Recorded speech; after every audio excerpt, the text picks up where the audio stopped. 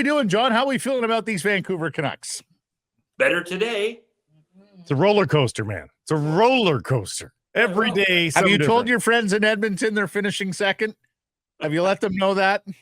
We talked about this last week. They were mad at me that I said it last week. We did. And I was. No, I'll tell you what. There are, is it vital that you go to the playoffs, on all 8 cylinders? Remember when we used to have 8 cylinders in cars? It's not as vital as you make it out to be, but it sure is nice. And what we saw last night was some really, really strong efforts of guys that are expected to contribute a great deal in the playoffs, beyond Miller. But when Garland and Dakota Joshua are doing what they're doing, that to me is the start of a good venture into playoff hockey. My case has always been, John, you just don't want to feel like you don't have it. You don't necessarily have to be all 8 cylinders. Like I think if the Canucks win 2 of their next 4, they will have won 4 of their last 8. They would have been 4-4 in their final 8. It's not bad. It's not good. It's just you don't have to reach that far back to remember what it feels like to win. It's enough of a taste. It's enough of a taste. The palate is happy enough. Yeah, right. Exactly. I think last night, because it was a divisional opponent, because it was an elite team. Yeah. I think that's a really good taste to have in your mouth at this point. And a reminder that if you work hard, and let's face it, I thought in the second and third periods, they really worked hard. Mm-hmm. If you work hard, you will get rewarded. And that to me, and I'm not going to sound like Rick Tocchet too often, but that to me is about the process that he's been preaching all season long. It's been quite a lesson in patience for Canucks fans and media, like in watching some of the development of players. Connor Garland was on the market, available. Connor Garland did not want to be there. No, from his own perspective, I think the team was ready to get rid of the contract because of the length of the, and yet now you just can't even imagine those days. No, well, and by the time. Well, so Tocchet's question is Miller, Joshua, Garland, good second line. Well, would you rather have Bluger, Garland, and Joshua as your third line? That's an interesting dilemma for the coach this week. And that's the one thing that when you have, another 10 days to look at the schedule and still experiment a little bit, that to me, I'd love to be in that coaches meeting because I loved Bluger centering that line. And yet when JT Miller's there, those 2 other guys make him better and he makes them better. So it's fascinating to see exactly what the coach will do. There's no other wingers going, too. Well, that's it. Is Garland and Joshua have to be top 6 wingers because right now your only other guys the only other guys who are top 6 wingers are Besser and Höglander. If, Lindholm could play the wing beside Pettersson, that would be a different story. If Mikheyev was the 20-goal guy, that would be a different story. If, Pius Suter was doing better or Vasily Podkolzin had developed, then you might have options. But at this stage of the game, I think you're locked in with Joshua and Garland. They have to get the lion's share of minutes based on A, the way they're performing, but B, the way others aren't performing. I think I like A because they deserve it. Pure.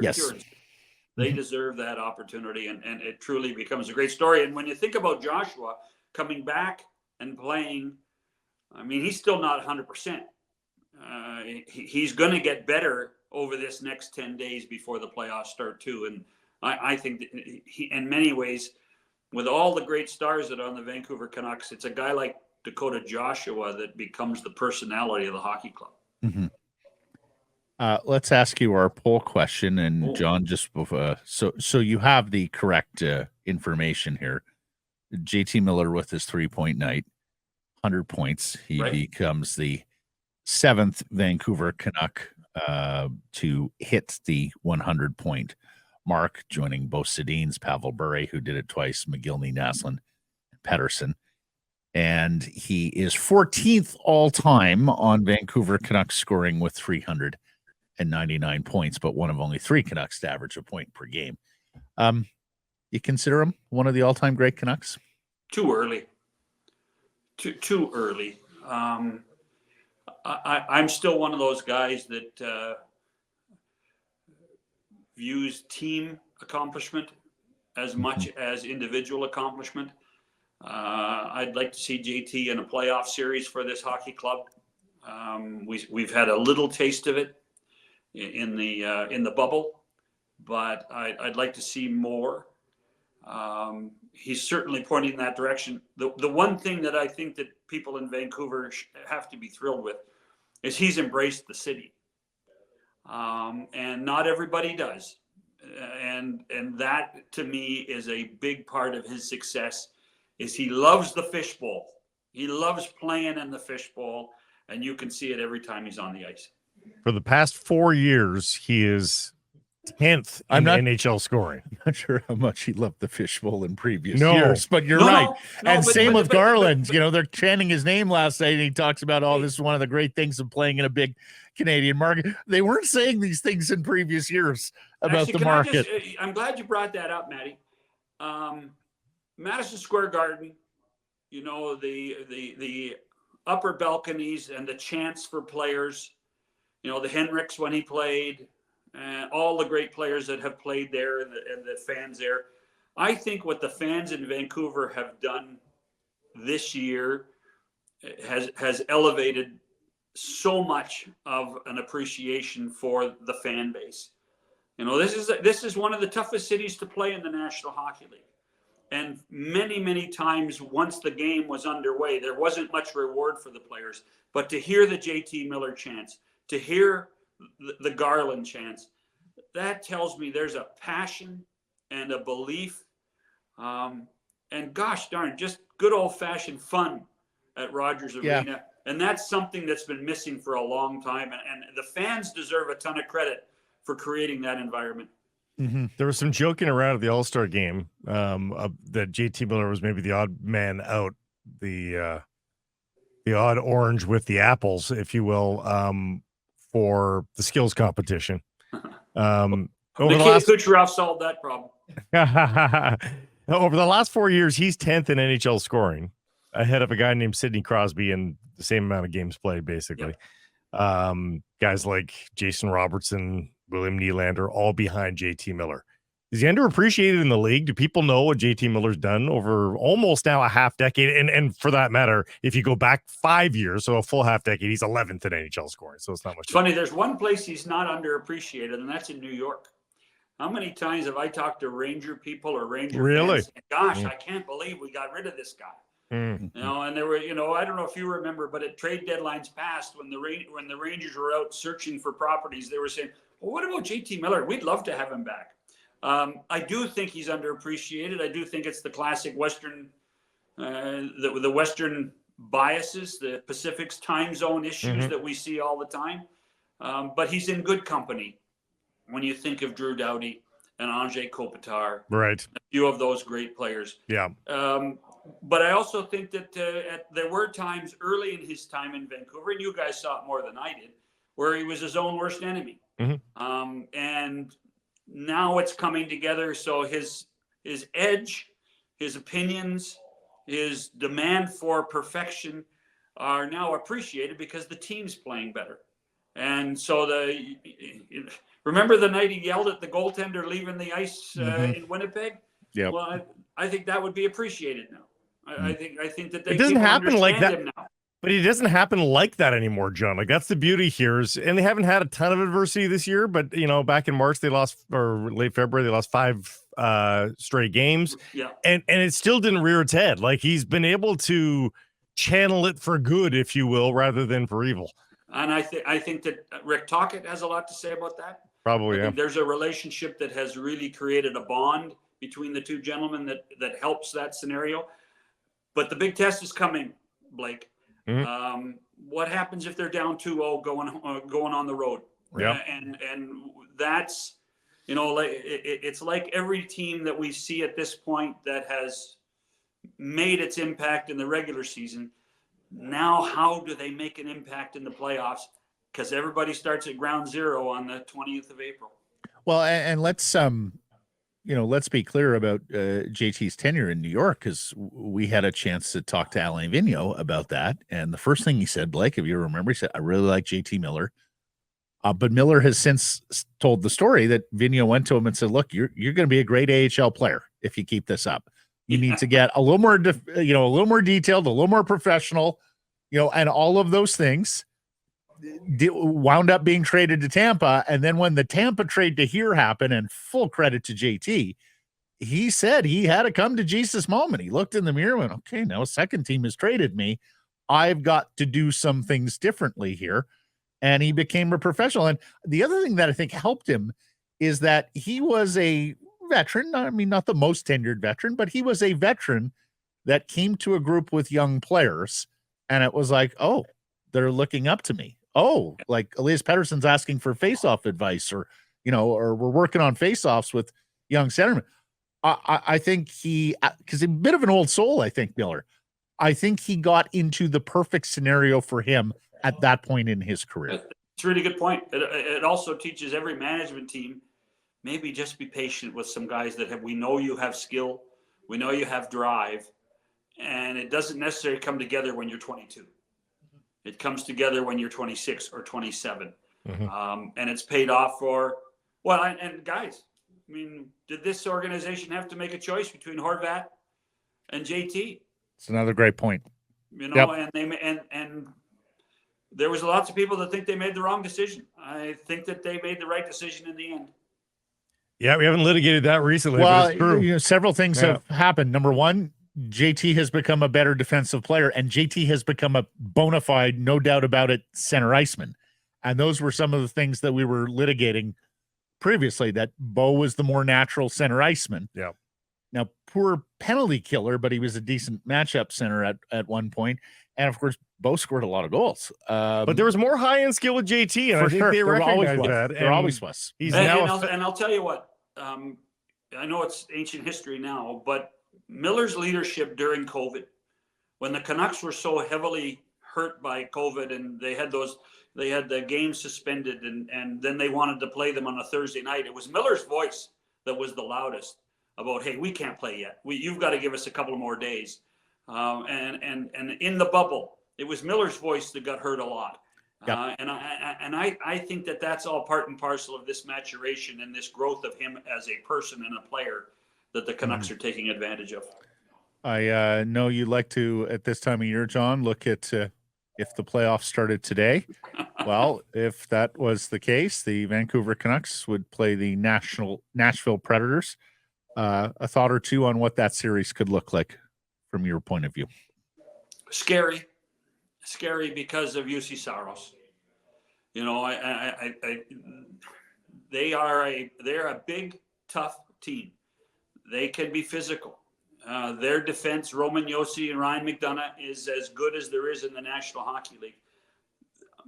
As of today, and don't laugh, they scare me more than the Vegas Golden Knights do. Just because I think Andrew Burnett has, since going 16-0-2, they've probably been a 500 hockey club. I don't have the numbers right in front of me, but they've gone up and down, which is to be expected. But they know their path to winning and how to play the game. And I think Nashville's a scary opposition for anybody in the Western Conference. Well, you're right. That streak's a long ways behind them now, but there's still enough memory. I still feel like they have the momentum, even if they're not unbeaten in 16 as we speak right now. They don't have to reach that far back to remember how to steamroll teams. And you're right. That's a little bit intimidating if you're heading into round one. I also don't, if I'm Rutherford, Alvin, and Tocchet, and we have seen a Nashville Vancouver series before. I don't want to be traveling that much. No. You do all this work to get home ice advantage, and you're cursed to go all the way to Tennessee for the first round. No, you're right. That's not a win for the first place team. Yeah. So maybe let Edmonton win. Wow. No, but the one thing I will say is, boy, versus the Kings in that 1-3-1, I think I'd rather. Listen. Don't throw the baby out with the bathwater. They can beat the one. They can beat. It won't be as entertaining as what we would see against other teams in a series. But Yeah. the Canucks can beat LA. Yeah. Hey, I think they're due to beat LA, to be honest. I really think. one would think. Yeah. Lastly here, John, what did you make of the goaltending call last night? Did he go Sheloffs instead of Smith? And how many think a couple starts would be enough for Thatcher Demko? Would you be comfortable with that and Yep. rolling into the playoffs off too? I would. The Sheloffs one is interesting, and they may have actually lucked themselves into a situation of knowing who their number 2 goalie is next year. You know, Casey DeSmith is an unrestricted free agent. He's been great. Mm-hmm.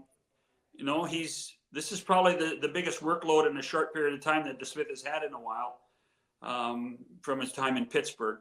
But to give Sheloffs a chance to play a game like he played last night and play as well as he did, that to me is a bonus. And that means the guys are walking around the office today saying, hey, we have no issues in goal with Demko or whoever is our number 2 guy. He's probably outrun his $1.8 million salary to DeSmith, so you probably can save some money by going with Shelovs next year as well. So it's all about saving money. Yeah. No, It's all about saving money. Yeah, well, the good news is at least that cap goes up by a significant amount next year. Oh, I know a lot of guys are, expensive. I know a lot of teams are already committed. Yeah. But what I'm saying is at least it's moving in the right direction. I think we will be talking less about cap space and that sort of thing in future years as we have over the last few. Are you serious? Yeah. Yes, I am serious. I know they'll spend to it. I know they'll commit, but I'm just saying I don't think we're going to have like 28 out of 32 teams in cap hell, as we have seen over the last few years. There will always be cap hell, Matt, because there's always going to be those 3 or 4 players on every team that are going to want more money than the guy across the dressing room. No, that's it. And some of these GMs and owners just can't help themselves. Kevin Hayes, 7 years. Yeah, let's do it. Speaking of Gary Bettman, do you want to go somewhere else? No. Salt Lake's prospective NHL owner was on social media yesterday. How was that? Asking for team names. He's not been given a team. From what we understand, there's nothing, what do you think Gary thinks of that? We differ as to whether or not Gary actually blessed that I think interaction. Gary blessed that. I think everything Salt Lake now is blessed because they want the hell out of Phoenix with this. To me, I thought it was Jim Balsillie putting cart before horse, but you tell us. I am of full belief that if you want to play in the sandbox, Mr. Bettman's sandbox, you do not do anything without his blessing. Mm-hmm. I am sure that there was a phone discussion. I don't know. I am sure there was a phone discussion. Hey, Gary, I'm just going to throw this out. What do you think about it? You know what, Ryan, you do what you want to do. Not, no, don't do it. Mm-hmm. It's, hey, Ryan, go ahead. There seems to be a real synergy between the New York office and what Ryan Smith is doing in Salt Lake City. And I think that to Matt's point, it might be a good emergency stopgap if things fall flat in Arizona. As you know, not only was Ryan Smith putting out a team name forum on social media, the mayor of Scottsdale was telling the people around. Don't even bother. Right. Don't even bother. Infrastructure for an arena in our neighborhood. So things are starting to formulate a little closer to what a lot of people have hinted. No, I mean, I'm fully prepared to be discussing the Salt Lake City Coyotes as soon as next season. By the way, I figured that was an easy move because I think Salt Lake City Coyotes. Have you ever been to Salt Lake City? Yeah, it sounds good too. Rolls Rolls off the tongue. There's tons of coyotes in the mountains. Right. SLCC. Right. Great stuff, John. Thank you for the time here today. Good man. And we'll catch up next week. Cheers, boys. Hey, everybody. If you're enjoying what you're seeing here, then follow along with Sekeres and Price on YouTube. I promise more content coming. The kids call it subscribe on YouTube. Well, how about liking it? Do that as well. Smash it right now.